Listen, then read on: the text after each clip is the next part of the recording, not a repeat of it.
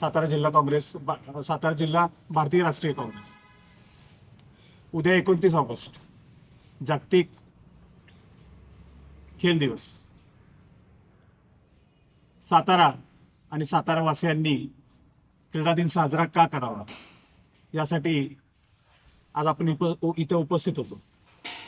आज क्रीडा धोरण जर बघितलं तर नवीन क्रीडा धोरणानुसार नवीन क्रीडा संकुलसाठी 50 कोटी विभागीय, जिल्ह्यासाठी 25 कोटी आणि तालुक्यासाठी 5 कोटी असं असताना सुद्धा आणि साताऱ्यात कित्येक वर्ष सत्ता नगरपालिकेत असो, आमदारकी असो किंवा खासदारकी असो, एकत्रित एकाच ठिकाणी असताना सुद्धा आज आपण बघतोय की साताऱ्यातील खेळाडूंना त्या पद्धतीच्या सुखसुविधा आज मिळत नाहीत. जे खेळाडूंनी नैपुण्यपूर्ण कामगिरी केलेली आहे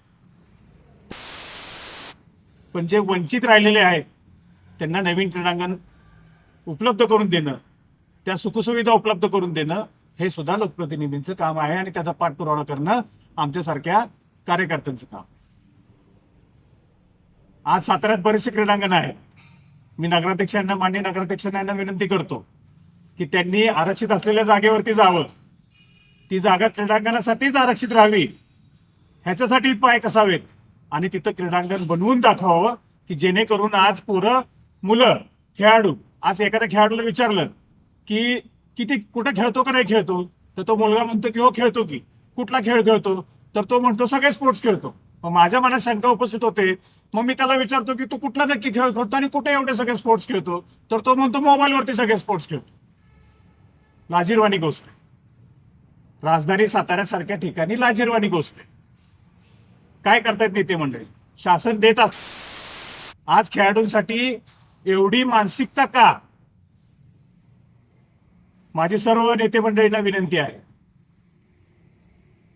खेळाडूंसाठी पुढे या.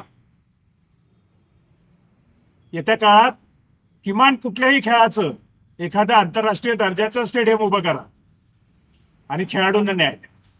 जय हिंद, जय महाराष्ट्र. सर्वांना क्रीडा दिनाच्या शुभेच्छा.